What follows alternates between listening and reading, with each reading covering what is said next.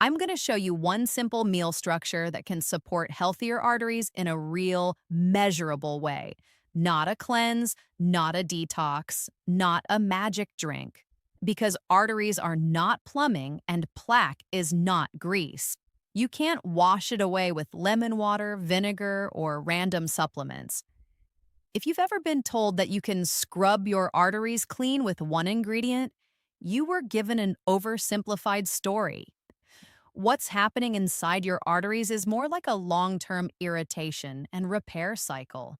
And the good news is the body has built in systems that can help stabilize, calm, and gradually improve what's happening inside the vessel wall, especially when you consistently provide the right inputs. So, in this video, I'll do three things. First, I'll explain plaque in plain language so you finally understand what it is. Second, I'll explain why common advice often underdelivers for older adults. Third, I'll give you a specific meal template with specific ingredients and specific reasons, so you can apply it safely and consistently. No hype, no fear, just a clear plan. Now let's build the foundation. Inside your artery wall is a very thin inner lining. Think of it as a protective surface that's meant to stay smooth and responsive. When that lining is supported and calm, it produces a helpful molecule that keeps blood vessels relaxed and flexible. It also discourages unwanted sticking and irritation. But over time, that lining can become less responsive, especially with long-term pressure strain, blood sugar instability, smoking exposure, poor sleep, chronic stress, and low activity. When the inner lining becomes more vulnerable, small particles can slip under the surface, and once they are inside the wall, they're more likely to undergo changes that the body treats like trouble. That's where the immune system comes in. The immune system tries to clean up what it sees as a problem. It sends cleanup cells to handle it. Those cells do their job, but when the burden is too high, those cells can become overloaded. And over time, you get a crowded area inside the artery wall that holds irritation, debris, and long-term remodeling. That's the simplified story of plaque. Not dirt, but a complex long-term response inside the vessel wall. Now, here's a key point most people miss. The biggest risk is not always the size of a narrowing. Sometimes the more important issue is how inflamed and unstable a plaque area becomes. That's why a plan that only focuses on one number on a cholesterol test can miss the bigger picture. So, what actually helps? Your body has a natural pathway that can move cholesterol out of tissues and back toward the liver, where it can be processed and eliminated through normal pathways. Think of it as reverse transport, a cleanup and carry-away system. This system depends on a few things working well. 1. The vessel lining needs support. 2. The immune response needs to be calmer. 3. Oxidative stress needs to be reduced. 4. Certain transport signals need to be activated so overloaded immune cells can release what they're holding. And here's the important part. Food can influence these systems, not by scrubbing arteries, but by nudging biology in the right direction consistently. Now, I'm going to give you the meal template in a moment, but first there's one more concept you need to understand. Calcification. As plaque areas mature over time, the body may deposit calcium in those areas. It's like the body trying to harden and isolate a problem area. This can reduce flexibility in the vessels, and it's one reason some people feel their circulation is not as strong as it used to be. So, a SMART plan is not only about cholesterol, it's about inflammation balance, vessel lining support, oxidation control, and healthy calcium handling. Now we're ready for the meal. This is not a recipe, it's a protocol-style template. Each part has a job, And when you keep it simple and repeatable, that's when people tend to stick with it long enough to see benefits. Here's the structure: a large leafy base that supports nitric oxide pathways, a high polyphenol fat source that supports healthier signaling and transport, a targeted antioxidant food that helps protect particles from oxidation, and a vitamin K2 source that supports healthy calcium direction.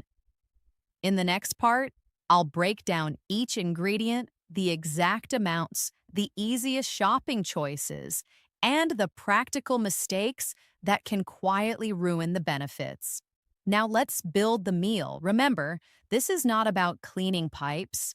It's about supporting the body's natural systems that influence vessel function over time. This meal has 4 parts.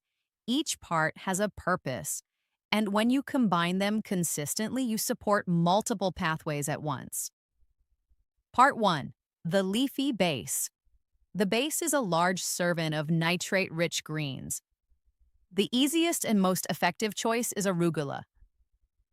Why arugula? Because it's naturally high in dietary nitrates, and those nitrates can support the body's nitric oxide pathway, which helps vessels relax and function more smoothly.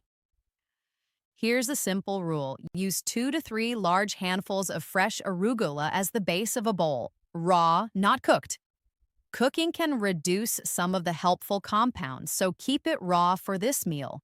If arugula is hard to find, you can rotate in beetroot as well. But arugula is the simplest daily foundation. Now, there's one important mistake many people make. Some people use strong antiseptic mouthwash regularly and don't realize it can interfere with how dietary nitrates are converted in the body. So, for this protocol, keep oral care simple. Brush and floss, but avoid harsh antiseptic mouthwash habits around this routine. No panic. Just be aware. Part 2: the healthy fat that supports vessel signaling. Next, we need a fat source that supports calmer signaling in the vessel wall and supports transport function. The best option here is extra virgin olive oil, but not a tiny drizzle. For this specific meal, the olive oil is part of the mechanism. Use about 3 to 4 tablespoons on the salad. And yes, that sounds like a lot. But the point of this meal is not low-calorie dieting. The point is a consistent, repeatable support meal that can replace other foods that are less helpful. Here's how to pick a better olive oil. Choose extra virgin olive oil in a dark bottle when possible. Look for a harvest date if it's available, and pay attention to taste. Many high-quality oils have a slightly peppery finish. You don't need to become an expert. Just avoid the cheapest bland oils whenever you can. Part 3: the antioxidant food that helps protect the system. Now we add the part that supports oxidation control. A simple, effective choice is pomegranate aerials, the little seeds, instead of juice. Why not juice? Because juice can concentrate sugar and make portion control harder. Whole pomegranate aerials provide fiber and a slower effect. Add about half a cup to 1 cup of aerials into the bowl. This supports a helpful antioxidant environment and is often used in heart-friendly dietary patterns. It also makes the meal enjoyable, which matters because consistency is what creates results. Part 4: the calcium direction support. This is where many people have never heard the full story. Over time, calcium can end up where you don't want it, including inside vessel walls. One nutrient discussed in research related to calcium handling is vitamin K2. You can approach this in food form. The most realistic food option for many people is aged cheese in a small portion.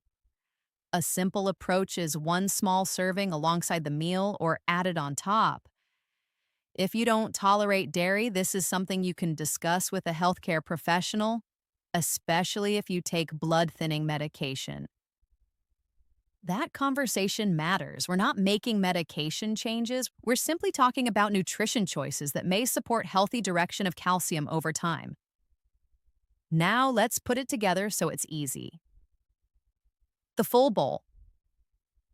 In a large bowl, 2 to 3 big handfuls of arugula, half a cup to 1 cup of pomegranate arils, 3 to 4 tablespoons of extra virgin olive oil.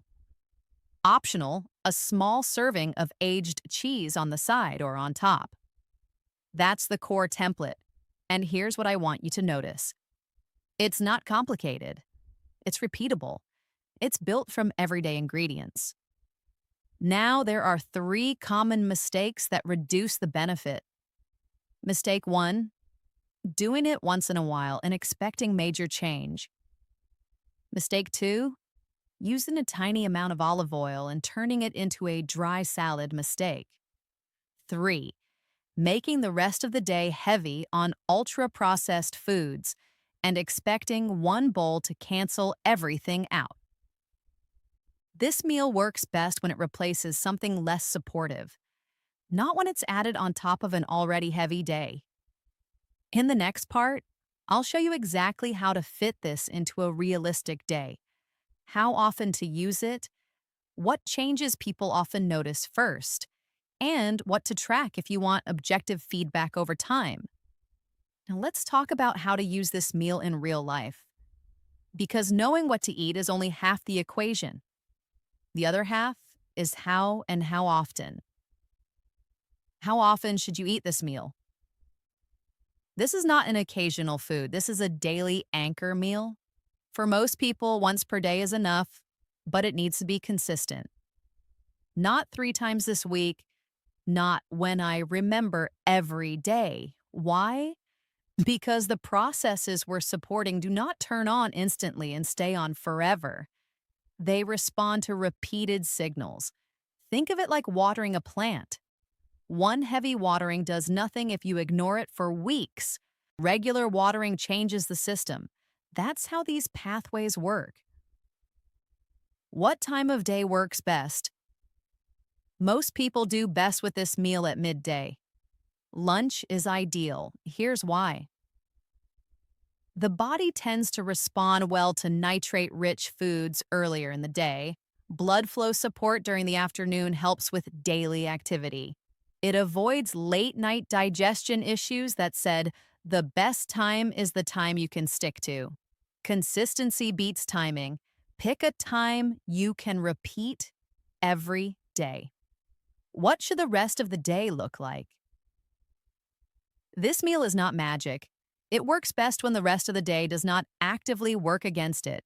That means avoiding ultra-processed foods, limiting sugary snacks, being cautious with seed oils in packaged foods.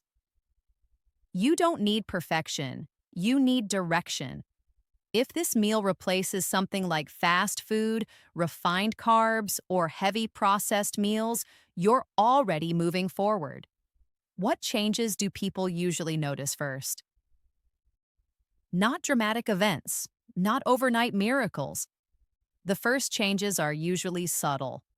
People often report feeling less heaviness during walking, better tolerance for light activity, more stable energy during the day, slight improvements in circulation sensations. These are not guarantees. They are common patterns. The goal is not feeling something every day. The goal is long-term support. What should you track? If you like data, there are a few reasonable things to watch. Not obsessively, not daily, just periodically. Simple options include blood pressure trends, walking tolerance over time, energy consistency, general comfort during movement.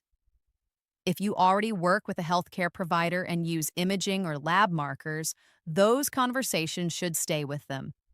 This video is not about self-diagnosis. It's about understanding and supporting the body intelligently. Important safety notes. This meal is built from common foods, but there are a few situations where extra awareness matters. If you take blood thinning medication, if you have kidney related dietary restrictions, if you have food allergies, in those cases, food choices should be discussed with your healthcare provider, not avoided, discussed. The biggest mistake people make. The biggest mistake is trying to optimize too early. People start asking, what if I double this? What if I remove that?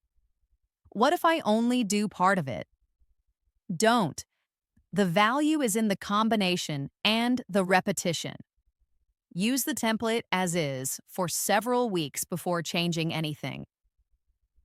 Let the system respond.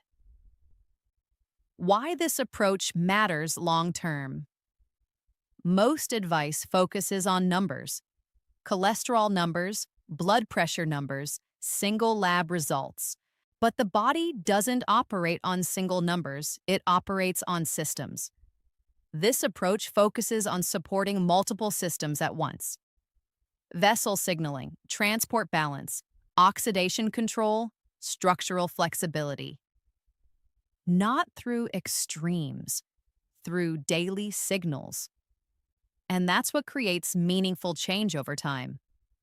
In the next part, I'll explain how this fits into a realistic, long-term routine, what not to combine it with, and how to keep this sustainable for months, not just weeks. Now let's talk about something just as important as the food itself: sustainability. Because the best plan in the world means nothing if you stop after 2 weeks. Why most people quit and how not to. Most people don't quit because it doesn't work. They quit because it feels like too much, too strict, too complicated, too different from normal life. That's why this approach works only if you treat it as a routine, not a challenge, not a reset, not a cleanse, not a short-term experiment, just one stable daily habit. One meal, that's it. You don't need perfection. Let me be very clear. You do not need to eat perfectly. You do not need to eliminate every food you enjoy. You do not need to become obsessive. What you need is one non-negotiable anchor, one meal that sends the right signals every single day. If the rest of your day is mostly reasonable, that's enough. Consistency beats intensity. Common questions people ask. Let's go through the most common ones. Can I skip a day? Occasionally, yes, but skipping regularly breaks the signal. If you miss a day, don't quit. Just resume the next day. No guilt, no compensation. Can I eat this more than once a day? You can, but it's not required. Once daily is enough for most people. More is not automatically better. Can I add protein to this meal? Yes, simple protein sources work well, nothing extreme. The meal doesn't need to be large, it needs to be intentional. How long before this matters? This is not about days, this is about months. Think long-term support, not quick feedback. That mindset alone changes outcomes. What actually determines success? It's not the ingredients. It's not the exact timing. It's not optimization. It's this. Do you keep showing up? People who improve long-term are not the most disciplined. They're the most consistent. They make the habit boring, automatic, normal. Why this approach is different. Most health advice tells you avoid, restrict, fear. This approach says support the body, reduce unnecessary stress, create better conditions. That's a very different philosophy, and it's one people can actually live with. Final perspective. Your body is not broken. It's adaptive. It responds to signals, and when the signals improve, slowly, consistently, the system adjusts. Not overnight, not dramatically, but meaningfully. Final message to the viewer. If you're over 60, your goal is not perfection. Your goal is function, stability, and independence. Small daily habits matter more than dramatic interventions. This meal is one of those habits. If this explanation helped you understand why food choices matter, not just what to eat, then stay with this channel because this is what we focus on here. Clear explanations, practical routines, no hype, no fear, just calm, consistent guidance for healthy aging. Thank you for watching all the way through, and I'll see you in the next video.